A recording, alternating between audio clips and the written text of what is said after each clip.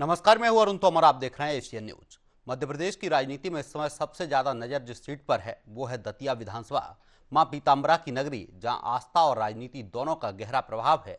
2023 के विधानसभा चुनाव में कांग्रेस ने बड़ा उलटफेर करते हुए तत्कालीन गृह मंत्री डॉक्टर नरोत्तम मिश्रा को हराया था, लेकिन कांग्रेस विधायक राजेंद्र भारती की सदस्यता एक पुराने बैंक घोटाले के मामले में सजा होने के बाद समाप्त हो गई और अब 30 जुलाई को यहां उपचुनाव होना है। बीजेपी के सामने अपनी प्रतिष्ठा बचाने की चुनौती है तो कांग्रेस के सामने जीत दोहराने की परीक्षा।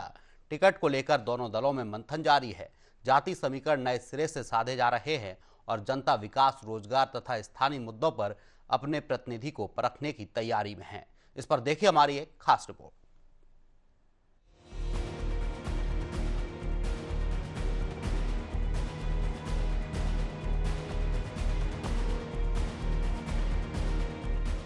इस समय हम मौजूद हैं दतिया में। दतिया एक प्रसिद्ध धार्मिक नगरी है और यहाँ माँ पीताम्बरा माई का शक्तिपीठ है। इस दतिया को माँ पीताम्बरा माई नगरी भी कहा जाता है। इसके साथ ही मध्य प्रदेश की सबसे चर्चित विधानसभा सीटों में एक है। चूँकि यहाँ मध्य प्रदेश के जो गृह मंत्री हैं नरोत्तम मिश्रा, वो यहाँ से विधायक रहे हैं और अब यहाँ उपचुनाव होना है। उपचुनाव को लेकर हम यहाँ पहुँचे हैं और जनता से इसको लेकर चर्चा करेंगे। 30 जुलाई को यहाँ मतदान होंगे और 30 अगस्त को उसके परिणाम आएंगे। जनता क्या देखती है, किस तरीके से रुख है जनता का और दतिया के विकास को लेकर किसको चुनती है, आज हम इसी मुद्दे पर यहाँ जो है यहाँ की जनता से चर्चा करेंगे और जानेंगे उनका हाल। दतिया का चुनाव सिर्फ राजनीतिक दलों का मुकाबला नहीं, बल्कि सामाजिक और जातीय समीकरणों की भी बड़ी परीक्षा माना जा रहा है। विधानसभा क्षेत्र में सबसे बड़ा वोट बैंक ओबीसी समाज का है, जिसके बाद सामान्य और अनुसूचित जाति वर्ग निर्णायक भूमिका निभाते हैं। कुल मतदाताओं में लगभग 53% ओबीसी, करीब 95,000 ओबीसी मतदाता, यादव, कुशवाहा, लोधी और पाल समाज प्रभावशाली, लगभग 60,000 सामान्य वर्ग के मतदाता, ब्राह्मण समाज की अच्छी संख्या, करीब 58,000 अनुसूचित जाति मतदाता, अहिरवार समाज प्रभावी, करीब 8,000 मुस्लिम मतदाता करीबी मुकाबले में निर्णायक। यानी चुनाव जीत की चाबी जातीय संतुलन साधने वाले उम्मीदवार के हाथ में भी हो सकती है। कांग्रेस में सबसे ज्यादा चर्चा टिकट को लेकर है।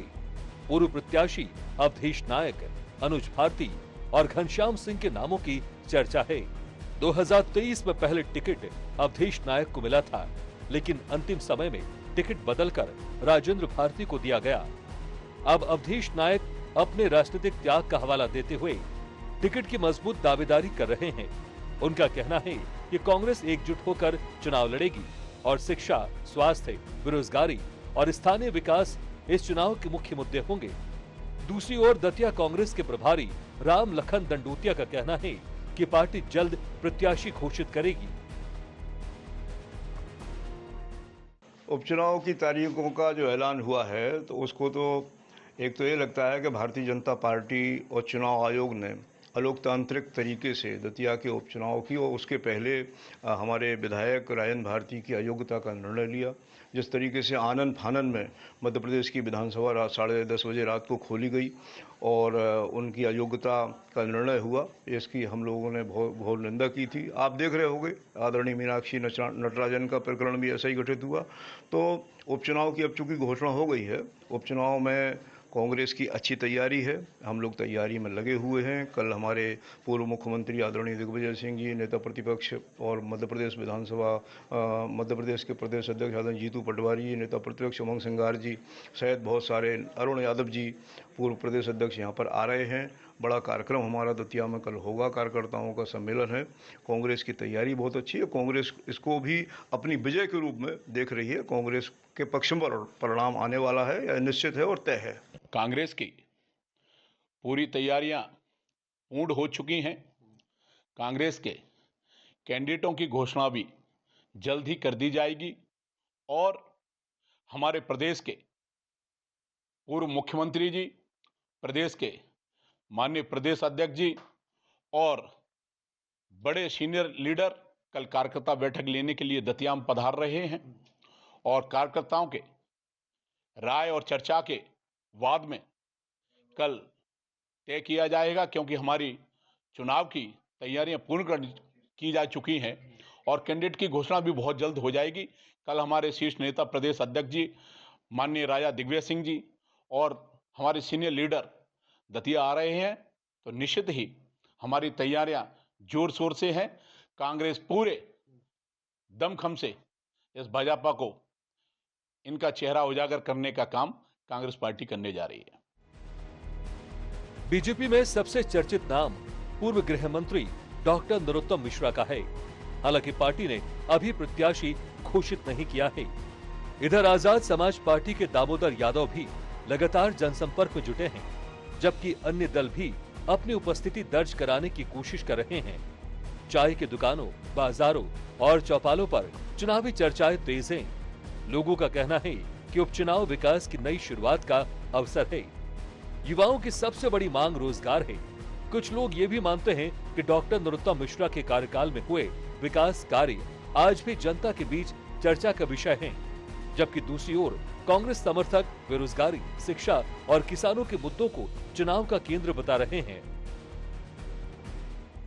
दतिया उपचुनाव की तारीखों का ऐलान हो चुका है और ऐसे में अब यहाँ जो आज़ाद समाज पार्टी के जो प्रत्याशी हैं दामोदर यादव, वो अपनी पूरी तैयारियों में जुट चुके हैं और उन्होंने अपने घर के बाहर एक टेंट भी लगा दिया और लगातार जो है जनता के बीच में हैं और अपने समर्थकों के साथ जो है चुनाव प्रचार में भी जुट चुके हैं। हमारे साथ दामोदर यादव हैं, उनसे सीधी सीधी बात कर लेते हैं कि क्या इस चुनाव में मुद्दे रहने वाले हैं और क्या लगता है कि दामोदर यादव की तरफ जनता कितना रुख करेगी।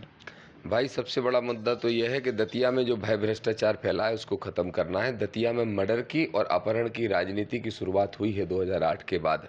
आपको याद होगा कि एक बहुत प्रतिष्ठित व्यापारिक परिवार के एक व्यक्ति की आज से 6-7 साल पहले अपहरण 8 साल पहले किया गया था। फिर सुनने में आया था एक सिंधी समाज के बड़े व्यापारी का भी अपहरण हुआ। इसके अलावा जहाँ तक मर्डर की बात करें तो पूरा मर्डर ऐसा लगता है हर 7 दिन में एक मर्डर हो जा रहा है।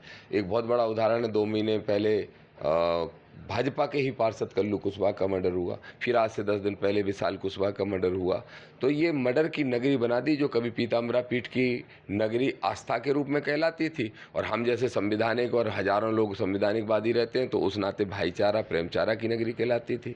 लेकिन इस नगरी को अमन चैन से हटा के कहीं ना कहीं क्राइम में धकेल दिया है। तो हमारा पहला मुद्दा तो यही है कि सट्टा भी बंद होगा, क्रिमिनल्स लोग हैं उनको ठीक स्थान पर पहुंचाया जाएगा और भाईचारा वापस, अमन चैन वापस दतिया में लाया जाएगा। इसके साथ साथ भय भ्रष्टाचार मिटाने के साथ साथ जो असली विकास होता है उसको किया जाएगा। नकली जो विकास का ढोल है वो सब जनता के सामने हम उजागर करने का काम कर रहे हैं।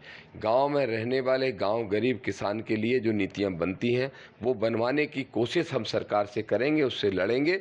उसके साथ साथ इस दतिया में 18 साल में एक फैक्ट्री नहीं डली है, एक नौजवान को पढ़े लिखे को रोजगार नहीं मिला है, उनके लिए रोजगार की व्यवस्थाएं की जाएंगी। लेकिन पूर्व गृह मंत्री नरोत्तम मिश्रा हैं, वो लगातार ये कहते नजर आते हैं कि दतिया में बहुत सारा विकास हुआ है, मेडिकल कॉलेज भी खुला और भी कई तरीके के जो हैं यहाँ विकास हुए, रोजगार के साधन भी वो लाए हैं।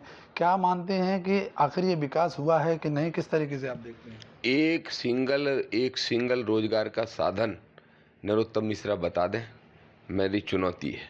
दूसरा, अस्पताल की बड़ी बिल्डिंगें बना दोगे लेकिन डॉक्टर नहीं होगा, दवाइयाँ नहीं होंगी, खून का इंतजाम नहीं होगा, सारी जांचों के इंतजाम नहीं होंगे और स्पेशली डॉक्टर्स नहीं होंगे, तो वो सब अस्पताल का क्या मतलब है?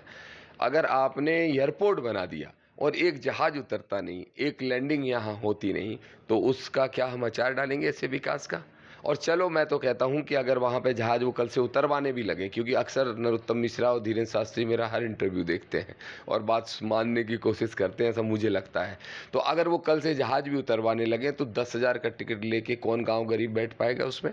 कौन छोटा आदमी बैठ पाएगा जो पैसे से छोटा है, पैसे में कमजोर है? छोटा बड़ा तो जाति से कोई नहीं होता, पैसे में जो कमजोर, वो कौन बैठ पाएगा?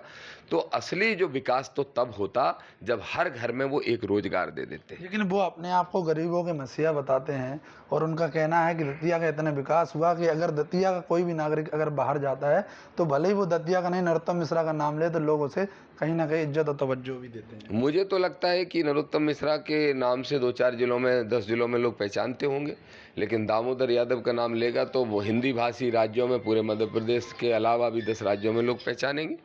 और नरोत्तम मिश्रा को अगर ये लगता है कि वो गरीबों के नेता हैं, तो गांव में रहने वाले गरीब के नीचे से आप वोट का सर्वे करके देख लेना, 90% वोट उनके खिलाफ जाएगा।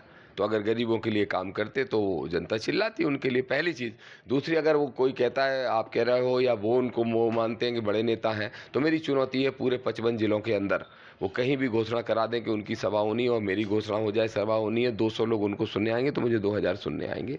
कोई पॉपुलरिटी नहीं है, ये सत्ता के संरक्षण की पॉपुलरिटी है और कुछ दिनों की पॉपुलरिटी थी जो खत्म हो गई। दामोदर यादव को डमी प्रत्याशी बता रहा है बीजेपी, इस तरह कैसे देखते हैं? ये कोई दिमागी दिवालियापन होगा उनका। जो दामोदर यादव आज से 2 साल पहले चुनाव लड़के इसी आज़ाद समाज पार्टी से सिर्फ 15 दिन के चुनाव में 30,000 वोट ला सकता है और सिर्फ 10,000 से बीजेपी जीत पाई थी। अगर मेरे पास 15 दिन की जगह 30 दिन होते तो 20,000 से जीत के एमएलए बन के बैठा होता। अब जब हमने दतिया में तैयारी 3 महीने पहले से शुरू कर दी है, मैं तो कहूँगा अगर कांग्रेस ज़्यादा मूर्खता नहीं करेगी तो बीजेपी अपनी जमानत बचाना बीजेपी को मुश्किल हो जाएगी और आज़ाद समाज पार्टी एक तरफा जीतेगी। जनता दामोदर यादव को क्यों वोट करे? मैंने कहा ना कि बड़े से बड़ा जो गुंडा है उसका इलाज हमारे पास है।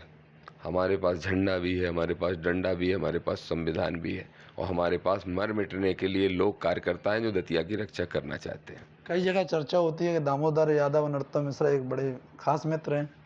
नहीं, हम लोग बिल्कुल खास मित्र अगर होते तो आपको याद होगा कि नवग्रह मंदिर का जो मुद्दा है, जो 10,000 करोड़ की जमीन उन्होंने गलत तरीके से हथियाई या है। पूर्व में रहे कुछ ऐसा? नहीं, पूर्व में तो 30 साल पहले तो सभी एक दूसरे के मित्र थे। जब तक नरोत्तम मिश्रा दतिया में नहीं आए थे, तब आज हर राजनीतिक दल का आदमी एक दूसरे से जब कभी अचानक मिल जाता है तो नमस्कार चमत्कार सबकी होती है। नरोत्तम मिश्रा ही पूरे मध्य प्रदेश की राजनीति में सिंगल ऐसे लीडर हैं जिनका मेरा बोलचाल भी नहीं है, आपस में बातचीत भी नहीं है, और आज से नहीं, पिछले 20 साल से नहीं है। और ना कोई हेलो सीधे फ़ोन पे होती है, ना ऐसे वैसे होती है। और लोगों की तो होती होगी, मुझे नहीं मालूम। क्या लग रहा है दतिया में चुनाव की जो है तारीखों का ऐलान हो चुका है, किस तरीके से आप देखते हैं? दतिया में चुनाव की तारीख का ऐलान हो चुका है। दतिया में बहुत अच्छा नरोत्तम मिश्रा जी का बहुत बढ़िया माहौल है भाजपा का। यहाँ वो भारी मतों से विजयी हो रहे हैं क्योंकि उनने जो विकास के कार्य यहाँ पे करवाए हैं उनकी निरंतरता इतनी रही है कि वो लगातार विकास के कार्य जो इनने करा है उससे जनता बहुत प्रभावित है। और अभी 2-2.5 साल में जो राजेंद्र भारती जो विधायक बने हुए थे तो उनसे जनता यहाँ पे विकास कार्य जीरो हुआ है। यहाँ पर कट्टे की राजनीति हुई है, मर्डर हुए हैं। लेकिन विकास हुआ है, युवा तो बेरोजगार हैं। युवा बेरोजगार नहीं है। यहाँ जब अगर दादा अभी आएंगे तो उद्योग भी लगेगा, सब कुछ होगा। यहाँ युवा कोई बेरोजगार नहीं है। दादा सबकी चिंता करते हैं। क्या लग रहा है आपको जो है उपचुनाव की घोषणा हो चुकी है दतिया में, किस तरीके से देखते हैं? क्या लग रहा है? युवा बड़ी संख्या में यहाँ बेरोजगार हैं, कुछ उद्योग स्थापित होने चाहिए। नहीं, बेरोजगार तो हैं और कछु रोजगार भी चल रहा है। आप किसको वोट देंगे? हम तो दादा को देंगे वोट। क्यों दादा को अगर वोट देना था? दादा ने विकास किया दतिया में, दादा ने विकास किया दतिया में। अभी 2 साल से वो विधायक बन गए, क्या हुआ बताओ आप? तो ये आखिर में जो विकास था उसमें 2 सालों में क्यों रुका फिर? विकास वो विधायक थे ही नहीं, सो विकास रुक गया। अच्छा, कुछ और लोग भी हैं, युवा हैं हमारे साथ, हम उनसे ही बातचीत कर लेंगे। क्या लग रहा है भैया, जो है उपचुनाव की घोषणा हो चुकी है और चूंकि आप युवा हैं तो किसको वोट देने वाले हैं? दतिया के जो युवा हैं क्या चाहते हैं? दतिया के युवा चाहते हैं कि एक बार मिश्रा जी फिर से आएँ और दतिया का जो माहौल है पहले जैसा उसको फिर से उसी प्रकार से बनाएं, क्योंकि 2 साल से माहौल बहुत ज़्यादा ख़राब हो चुका था। आप देख रहे हैं कि काफ़ी गुंडागर्दी भी बढ़ गई थी और भी कई चीज़ें हैं जो ख़राब हो चुकी थी माहौल। युवा बड़े निर्णायक वोटर माने जा रहे हैं। युवाओं के लिए क्या कुछ अभी तक हुआ? युवाओं के लिए बहुत ही कुछ हुआ, जैसे कि दतिया में विकास भी बहुत कुछ हुआ, कॉलेज वॉलेज भी बहुत सारी चीज़ें आई हैं जो युवाओं के लिए काफ़ी लाभदायक हैं। और बाकी कुछ और लोग भी हैं, उनसे ही बातचीत कर लेंगे कि आखिर किस तरीके से वो देखते हैं और क्या इस उपचुनाव में मानते हैं। भैया, उपचुनाव के जो है तारीखों का ऐलान हो चुका है, किस तरीके एमपी के हैं, आप क्या मानते हैं? किस तरीके से उपचुनाव की जो तारीखों का ऐलान हो चुका है, आप किस तरीके से देखते हैं और किसको वोट करने वाले हैं? इस टाइम पे बता नहीं आता, लेकिन 2.5 साल में काफ़ी काम पिछड़ गया है। 2 साल में काम बहुत हो जाती है कि बहुत बेकार रुक गया। तो वोट क्या विकास को? सीधी बात, बहुत काम पे चढ़ गया, बहुत काम पे चढ़ गया। लेकिन बीच में क्यों जो है काम को अवरोध पहुंचाया गया, क्यों ये विकास जो रोका गया? पब्लिक है, अब कुछ अफवाहें हैं, कुछ जनता नाराज हो जाती है किसी का कुछ कारणों से, तो जनता सोचती है तो थोड़ा समझ सकाएं। बीच में जो चुनाव नरोत्तम मिश्रा जी हारे, आखिर क्या कारण मानते हैं, क्यों इस चुनाव को जो है? होता क्या है कि हमारे कुछ आपसी साथियों ने किसी लोभ लालच में आके हमने जो विकास के पथ पे दतिया को अग्रसर हो रही थी उस पे विराम लगाया है। इस बात का पछतावा दतिया की जनता को भी है और इस बार ऐसी पुनरावृत्ति नहीं होगी। हमारे दादा विकास पुरुष बहुत बड़े अंतर से दतिया से विजय हासिल करेंगे। ये हमारे दतिया के खुशकिस्मती है कि हमें बहुत कम समय में। लेकिन रोजगार के कोई साधन दतिया में नजर नहीं आते, क्या लग रहा है जो युवा है वो बेरोजगार? आप गलत कह रहे हैं, रोजगार के साधन कहाँ नहीं। दतिया का संपन्न बाजार है जो 20 साल पहले कोई इंडस्ट्री फैक्ट्री कोई इस तरीके से स्थापित हुई? कितनी इंडस्ट्री है। हम खुद आज से 15 साल पहले मंडी में ट्रेडिंग का काम करते थे, आज 2-2 दाल मिल चल रहे हैं। मंडी में इंडस्ट्री की बात आप करते हैं, जाके देखिए इंडस्ट्री में, नई इंडस्ट्रियों में दतिया ने कम से कम 100% नई इंडस्ट्रियाँ ओपन हो चुकी हैं। दतिया के अंदर 8 राइस मिल ओपन है, 8 राइसिंग, 4 राइस मिल प्रोसेसिंग में है, 4 राइस मिल ऑपरेट हो रहे हैं। दतिया को इतना बड़ा बिजनेस हब बन गया है कि इतनी ज़्यादा इंडस्ट्रियाँ आज चल रही हैं। आप कह रहे हैं कि रोजगार नहीं। लेकिन बीजेपी ने अभी अपना कैंडिडेट की जो है घोषणा नहीं की, क्या मानते हैं नरोत्तम मिश्रा ही रहने वाले हैं या बीजेपी किसी और को उतारने वाली है? बिल्कुल 1% सोचने की बात नहीं है। हमारे दादा श्रीमान नरोत्तम मिश्रा जी बीजेपी के कैंडिडेट रहेंगे और दतिया से बम्पर जीत हासिल करेंगे।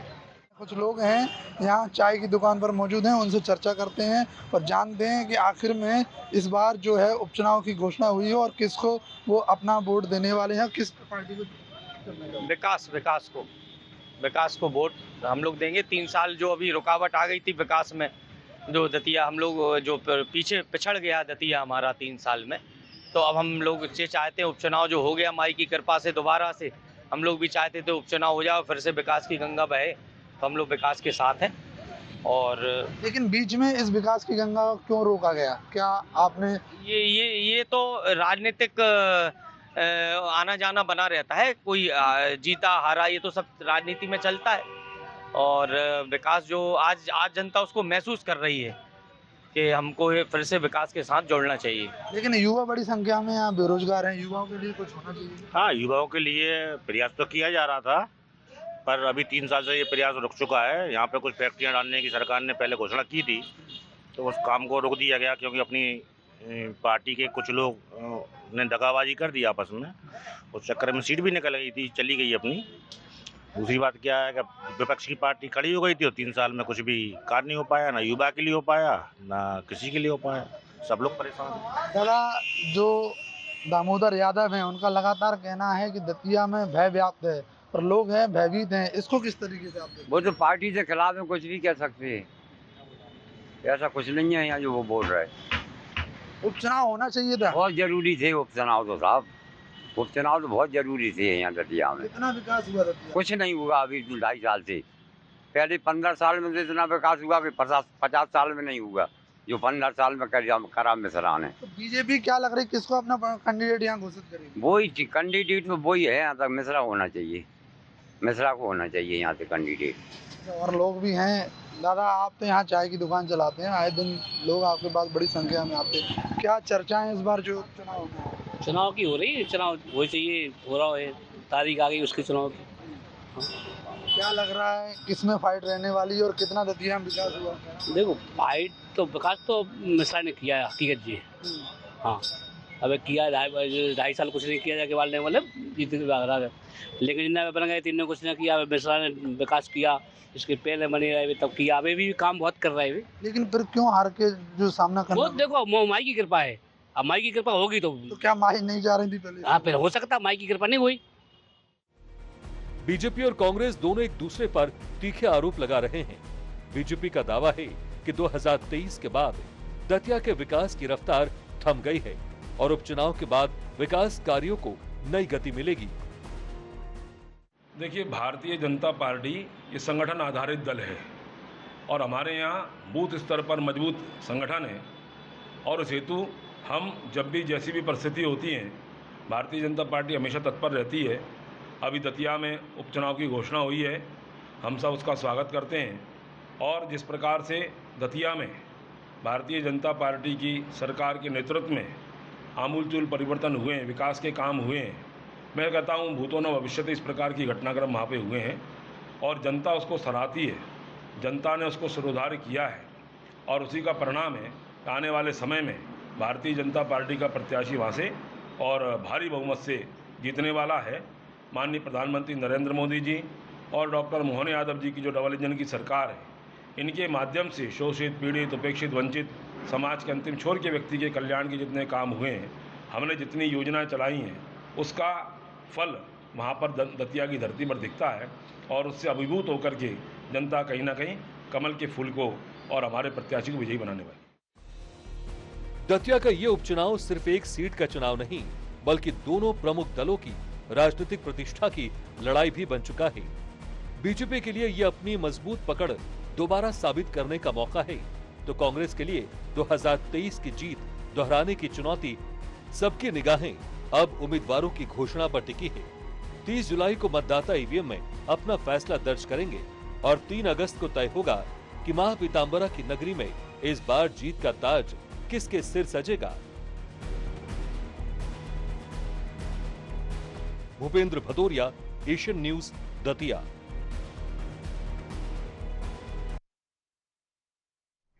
फिलहाल इस खास बुलेटिन में इतना ही। आप देखते रहिए एशियन न्यूज। नमस्कार।